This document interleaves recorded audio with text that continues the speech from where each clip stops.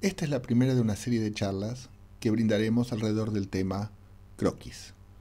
Para ello nos vamos a aproximar a diferentes conceptos o a distintas ideas que entendemos que ya conocen, pero que desarrollaremos en forma lineal o que es necesario conocer en forma conceptual antes de enfrentarnos o antes de pararnos frente a la realización del croquis. Desde este punto de vista, entendemos importante aquello que decimos desde el primer día de clase, la reflexión previa antes de comenzar a dibujar la primera línea. Esta conceptualización que debemos tener de ciertas leyes de la perspectiva y de la composición que nos van a ayudar a resolver un croquis o un dibujo rápido cargado de conceptualidad. Por eso, esta primera clase llamamos conceptos generales y estructura. Es donde veremos algunos temas, repasaremos algunos conceptos que ustedes indudablemente conocen, pero que los repasaremos juntos para, a la hora de plantearlo, poder tomar las decisiones pertinentes para ello.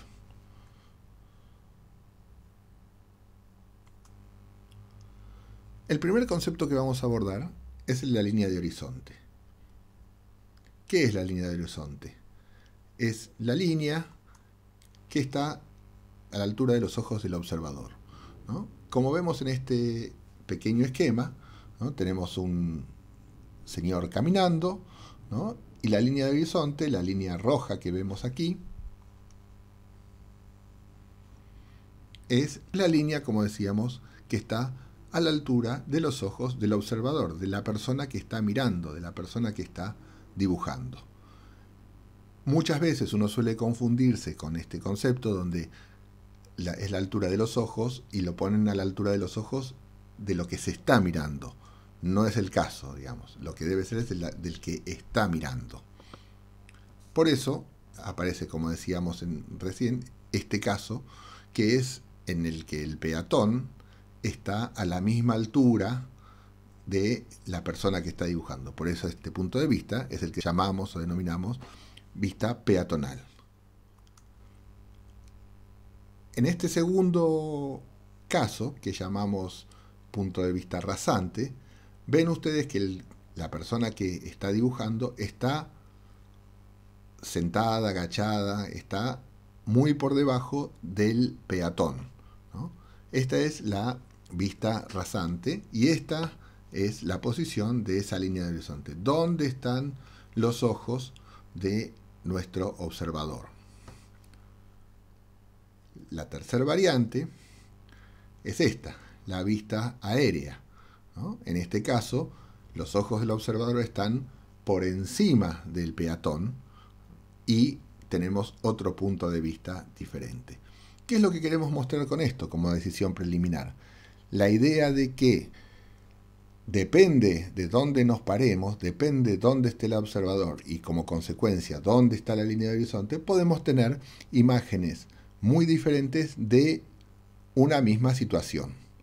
Si ustedes se fijan en la primera, hay una situación como equilibrada entre piso y cielo, ¿no? Aproximadamente un tercio de lo que es la totalidad del dibujo. En la segunda predomina fuertemente el cielo, el piso prácticamente ni se ve, y en la última predomina fuertemente el piso, y el cielo es lo que prácticamente no se ve. Entre todas estas, por supuesto, hay montones de intermedios, y que es la primera decisión que podemos o que debemos tomar al plantearnos hacer un dibujo o un croquis. Es qué es lo que estoy mirando y desde qué punto de vista. Entonces dependerá el carácter que quiera darle a cada dibujo o a cada croquis que haga que decida cómo me paro en cada situación. Me gusta traducir esto en ejemplos fotográficos, porque muchas veces cuando sacamos una foto, cuando decidimos un encuadre, hacemos este tipo de operaciones. Movemos la cámara hasta encontrar el punto de vista que deseamos o al que queremos apuntar. Por eso, vemos aquí la referencia de lo que es la vista peatonal, y vemos aquí la referencia de esta fotografía donde el fotógrafo, en este caso, está puesto a la altura de estos peatones, ¿no? Y donde vemos este edificio que es el Museo de Arte Contemporáneo de San Pablo de Lina Bobardi. Un tipo de imagen. En este caso es otra imagen del mismo edificio, en este caso con la mirada rasante, digamos, a nivel del piso, ¿no? Entonces, como veíamos en el croquis del ejemplo, en este caso predomina el cielo, en este caso el techo del edificio, poniendo en énfasis ese enorme techo sin columnas intermedias. Por último, otra mirada del mismo edificio, en este caso la vista aérea. La línea de horizonte está por acá, quien está sacando la foto está desde un avión, desde un helicóptero, o desde un edificio mucho más alto, y tiene otra perspectiva, como decíamos en el principio, predomina fuertemente el piso sobre el cielo, que en este caso ni se ve. Entonces, ¿cuál es mejor? Depende de lo que quiera mostrar. En este caso hemos mostrado un edificio prácticamente en su totalidad desde el exterior a partir de estos tres puntos de vista. Desde la peatonal, desde la rasante y desde la vista aérea. Nuestro segundo punto de aproximación va a ser hablar de los puntos de fuga. ¿Qué son los puntos de fuga? Son aquellos lugares en la línea de horizonte a donde van a parar una cantidad de líneas que son las que se están deformando. En este caso, las líneas que están en forma perpendicular al observador o a la persona que está sacando la foto. Entonces comenzaremos con el ejemplo más sencillo, que es la situación de un punto de fuga. En este caso, un punto de fuga central. Este esquema, que es una minimización del edificio de la Tête de la Défense en París, un prisma con un área vacía en el centro, y en este caso punto de fuga único central. Las líneas que son paralelas al observador son las que conforman estos planos, ¿no? Y las líneas perpendiculares al observador son las que se deforman en este sentido, y todas esas fugas van a parar un punto, el punto de fuga en este caso central, que por supuesto puede ser simétrico, o sea, absolutamente central, o puede desplazarse hacia uno u otro lado. En cada caso tendrá una distinta también lectura del croquis o del conjunto, porque podré apreciar, si me desplazo hacia uno u otro lado, alguna de las paredes más que la otra. Este es el caso de dos puntos de fuga, ¿no? El mismo edificio donde las líneas que no son paralelas al observador se deforman. En este caso el prisma está rotado, por lo tanto hay una cantidad de líneas que van hacia un punto de fuga y otras que van hacia el otro punto de fuga. También, como concepto, podemos ir incorporando la idea de que todo aquello que está por debajo de la línea de horizonte fuga hacia arriba, mientras lo que está por arriba de la línea de horizonte fuga hacia abajo, porque los puntos de fuga siempre van a estar en la línea de horizonte. Y también estos escorzos podrán ser de mayor o menor grado. O sea, puede que este punto esté mucho más próximo al eje, a la línea donde está el observador parado, y en ese caso este se extenderá mucho más, o viceversa. Por último, nuestro tercer caso, nuestra tercera hipótesis, es ¿qué pasa cuando no hay fuga? Cuando estamos puestos a tal distancia del objeto, de forma que no vemos las profundidades. Entonces, en este caso, es prácticamente una vista, ¿no? Como vemos en este pequeño esquema que aparece aquí, donde no hay deformación perceptible. Y nuevamente, ¿cuál es mejor? Cualquiera es posible, depende de lo que querramos mostrar. Indudablemente esto da una vista de conjunto, de perfil urbano, que ninguna de las otras dos puede rescatar. Vamos a incorporar ahora dos variantes más, ¿no? Que es cuando aparece un tercer punto de fuga, lo que podríamos llamar un punto de fuga celeste, ¿no? En edificios de altura, ¿no? Cuando la vista se va hacia el cielo, entonces empieza a aparecer un tercer punto de fuga, que es este que no vemos en este esquema, pero hacia donde están fugando todas estas líneas, ¿no? También esto suele combinarse cuando el edificio es muy alto o también cuando estamos ante una vista con la línea de horizonte rasante. Por lo tanto, hay los puntos de fuga se van hacia abajo, los tradicionales, y aparece esta tercera nueva deformación. O en el sentido inverso, ¿no? Cuando ese punto de fuga que antes era celeste, ahora apunta hacia el centro de la Tierra, digamos, que es la misma lógica que la anterior, pero inversa. Es decir, cuando acá estamos arriba, cuando estamos en una vista aérea y vemos la deformación de que un edificio alto, o en este caso a partir de la exacerbación de esa deformación, aparece el tercer punto de fuga equivalente al anterior. Veremos ahora algunos ejemplos nuevamente a partir de la fotografía. Fíjense en este caso, ¿no? Punto de fuga central, y que, como hacíamos referencia hace un ratito, tenemos aquí la línea de horizonte, el lugar donde estamos parados para hacer el dibujo, y veamos entonces cómo fugan estas líneas. Punto de fuga central único, punto de fuga central único. Y aquí aparece algo de esto que decíamos hace un ratito. Vemos en el primer caso, que sería como el equivalente al foco desplazado, donde empezamos a ver más una de las caras de lo que estamos fugando y se pierde un poco la otra, en este caso el recorte urbano del que estamos fotografiando, y en este otro caso más central, donde se ve todo más o menos parejo, sin llegar a tener tanta definición de una como en el primero. Unas visiones también de un mismo edificio, donde ahora veremos los distintos escorzos con dos puntos de fuga. En ambos casos la línea de horizonte, vemos aquí que es una peatonal.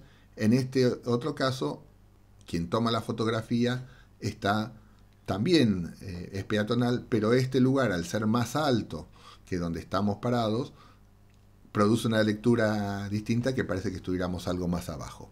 Pero en el primer caso tenemos dos puntos de fuga más o menos equidistantes y extendidos, y en este segundo, este punto de fuga está casi paralelo al observador, con lo cual tenemos un punto de fuga muy próximo por aquí y otro realmente muy extendido hacia donde están fugando estas líneas.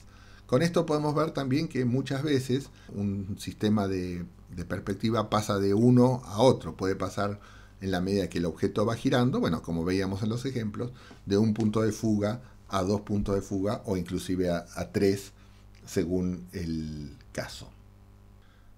Un ejemplo de vista de perfil urbano, vemos esta lindísima imagen del puerto de Montevideo, donde el observador está aquí, seguramente desde un barco, y ve el edificio, el perfil urbano del Yacht Club de Montevideo, y donde no hay prácticamente deformación. Volvemos a repasar esta idea de que lo importante en todos estos casos es el decidir qué tipo de planteo, dónde me paro y cuáles son esas estructuras o esas líneas subyacentes en el dibujo que nos ayudarán a construirlo. Tres imágenes, de nuevo, de un mismo edificio, en este caso una con punto de fuga central, muy apropiado para dibujar o para fotografiar una galería como esta. Como ven, punto de fuga único, pero desplazado hacia un lado de la columnata con la intención de que se pueda ver con más claridad el intercolumnio, una imagen con 2 puntos de fuga y una imagen prácticamente sin fuga, que sería esta tercera. En este caso, una imagen con punto de fuga celeste, incorporamos el punto de fuga celeste, que como decíamos hace un momento, un edificio en altura, tomado desde una perspectiva rasante, aparecen los 2 puntos de fuga tradicionales, más el tercero, producto de la deformación por la altura. Nuevamente, 2 percepciones de un mismo edificio, ¿no? En este caso 2 puntos de fuga, en este caso 2 puntos de fuga más el tercero celeste. Y en este caso un edificio en una vista aérea donde aparece también el tercer punto de fuga, en este caso hacia el centro de la Tierra.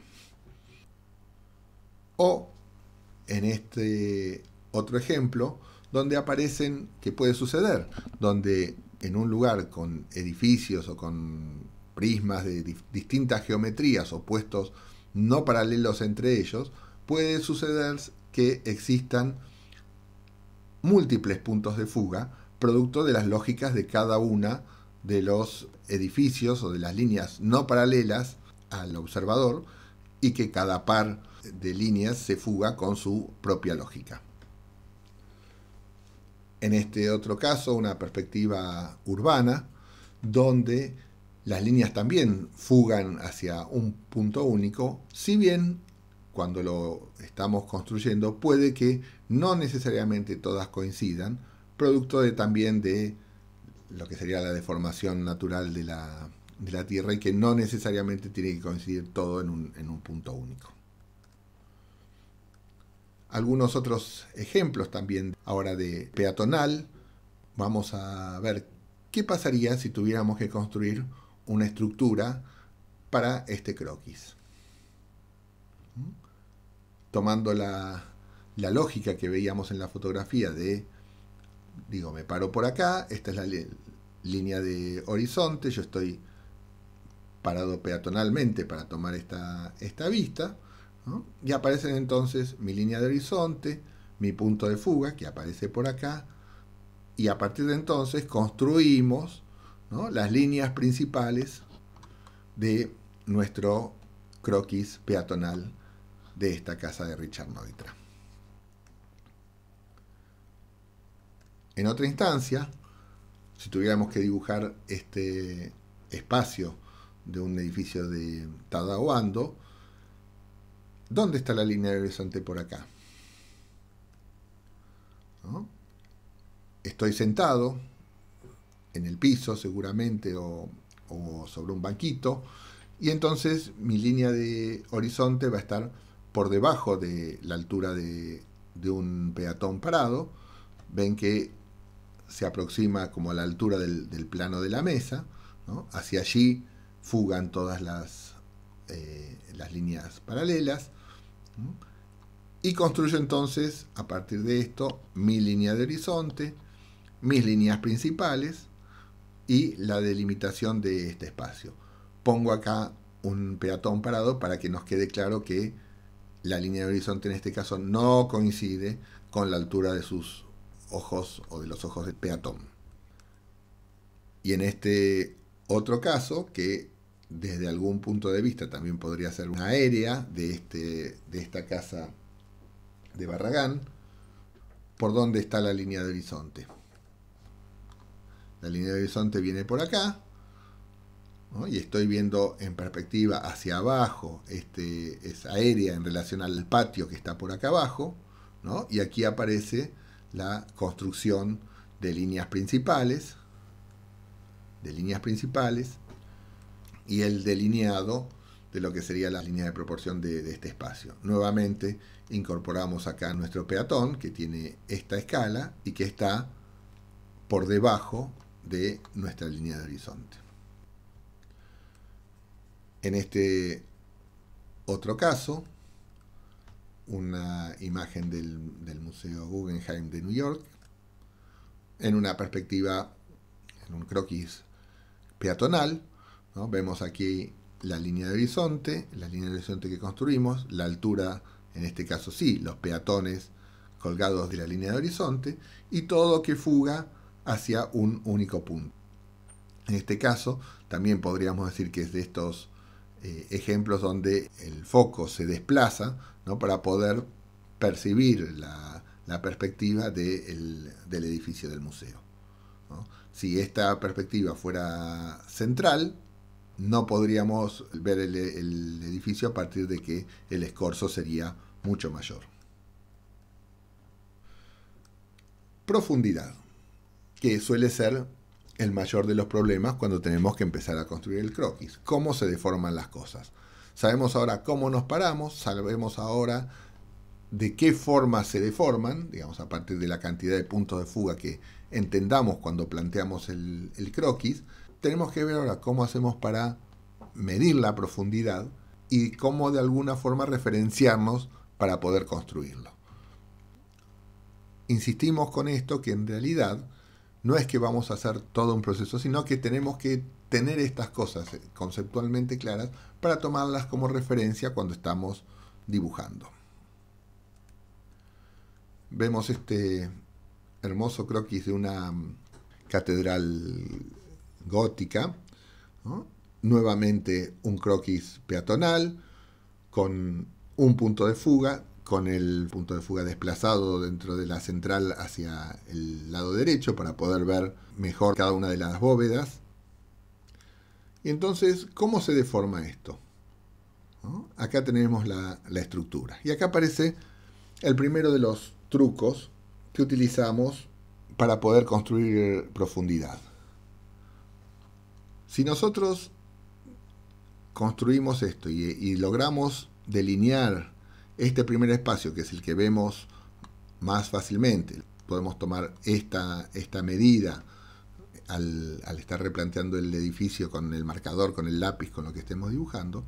Y si nosotros tiramos una diagonal en ese rectángulo, dado que estas piezas son paralelas, las diagonales también son paralelas. Por lo tanto, si nosotros trasladamos en forma paralela esta diagonal hacia acá, podemos venir aquí, tomar nuevamente la altura, paralela esta a esta, dibujamos, tomamos la altura y así se va a ir deformando, construyendo ese sistema modular de profundidad que serían cada una de nuestras arcadas. Pero vamos a repasar también algunas otras formas de construir también profundidad.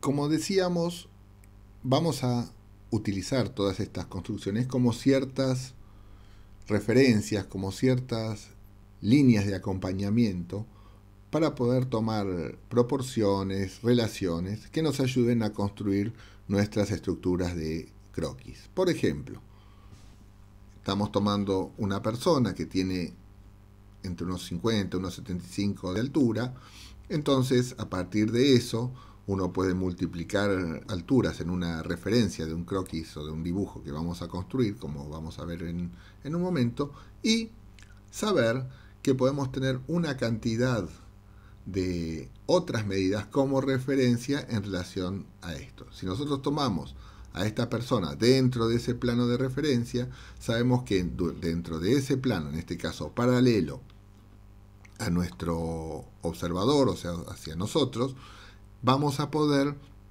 multiplicar o reproducir esas alturas para tener una primera serie de referencias.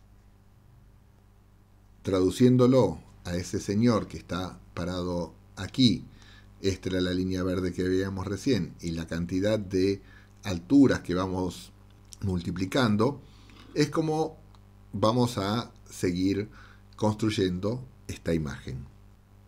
Entonces, paso siguiente, sabemos que a esta altura, decíamos que era un croquis peatonal, entonces vamos a tener nuestra línea de horizonte y nuestro punto de fuga por acá. Por lo tanto, hacia aquí van a deformarse, van a venir todas las líneas que son perpendiculares a nosotros, a quienes estamos dibujando. También decíamos que en este plano las líneas en horizontal son las mismas que están sin deformación, ¿no? Por lo tanto, podemos repetir o trasladar estas medidas para tener un plano de referencia en este sentido, en ese plano. El plano que tradicionalmente conocemos como cuadro. Y a partir de entonces, podemos empezar a delinear nuestras primeras profundidades. Construyendo este plano de profundidad que ahora nos enfrentamos al desafío de ver cómo vamos a trasladar esas medidas, que acá las tenemos moduladas en horizontal y en vertical, en profundidad.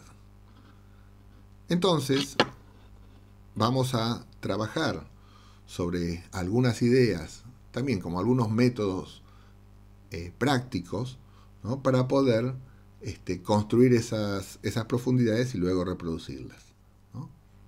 Un primer método práctico es construir dentro de este plano que veíamos recién, desde este lugar que era nuestro cuadro de referencia, donde tenemos las medidas en verdadera magnitud, una diagonal de aproximadamente 20 grados, con lo que nos construiría, según que eso podrá ser mayor o menor según el grado de escorzo que tenga la perspectiva, y cuando llega a este punto con esta diagonal de un ángulo de 20 grados, tendríamos este cuadrado deformado en perspectiva. Por lo tanto, a partir de entonces podríamos repetir nuestra lógica de multiplicación eventualmente a partir de las diagonales, como habíamos sugerido anteriormente, ¿no? O podemos usarlo como sistema de verificación de que eso es real.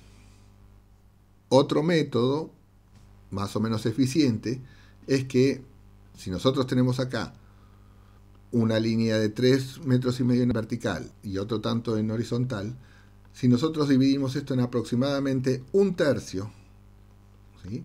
Y el primer tercio lo llevamos hasta que se intersecta con la línea que está fugando, ¿sí? Este punto sería el punto equivalente al cuadrado en perspectiva que estamos construyendo también a través de la diagonal.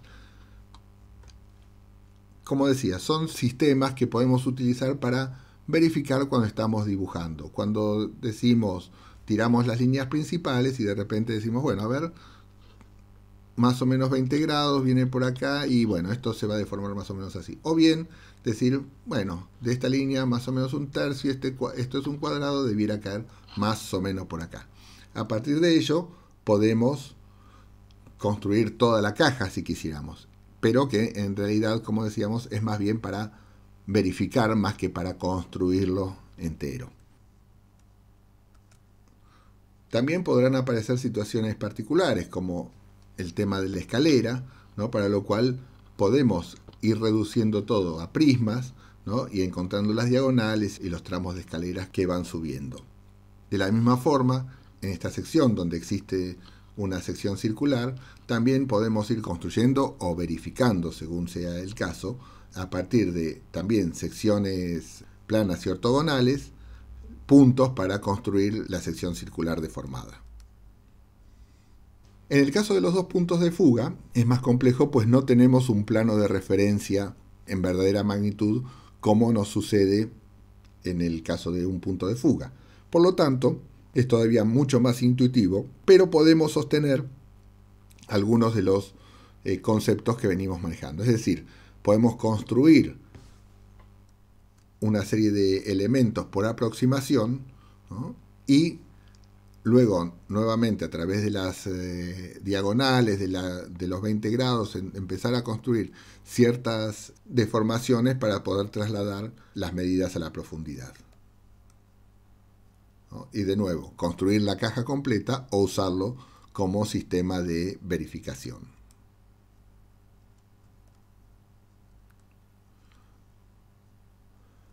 Para concluir, como siempre, veremos algunos ejemplos de las distintas tipologías, ejemplos que son en algunos casos dibujos producidos en el taller, en otros casos producto de arquitectos, dibujantes que nos sirven para ilustrar estas ideas.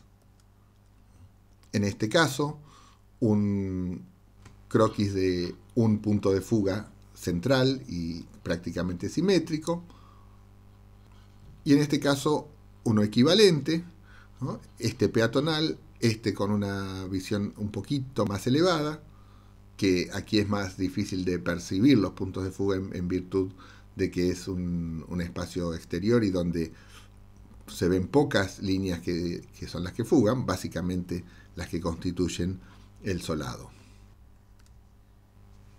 Un ejemplo de dos puntos de fuga, en este caso también prácticamente equidistantes ambos puntos de fuga. La misma situación en un espacio interior, en este caso con un punto de fuga próximo y otro muy alejado. Otro ejemplo, en este caso, una aproximación en realidad con dos puntos de fuga, con uno muy alejado, que lo transforma casi en una vista, y otro que casi la única percepción que tenemos de ese segundo punto de fuga próximo es a partir de este pequeño plano. Otra aproximación sin profundidad, ¿no? Prácticamente una vista, un dibujo hermoso, también una peatonal. Otra, en este caso con un punto de fuga central aquí, y en este caso con la deformación hacia el suelo. Una aérea, otra aérea, punto de fuga central, y por último, otra aérea para cerrar esta presentación. Con esto terminamos nuestra primera presentación sobre el tema croquis. Insisto con esta idea de que no se trata de construir el perspector completo cuando uno está dibujando un croquis, sino recordar o tener presente estos conceptos a la hora de estar construyendo cada una de las imágenes que vamos a hacer. Muchas gracias.